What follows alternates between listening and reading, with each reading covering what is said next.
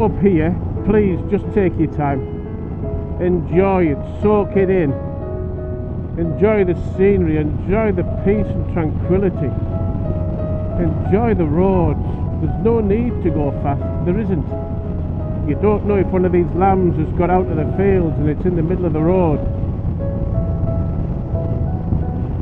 And if you take a bend too fast and you hit a wall, the walls don't tend to move either.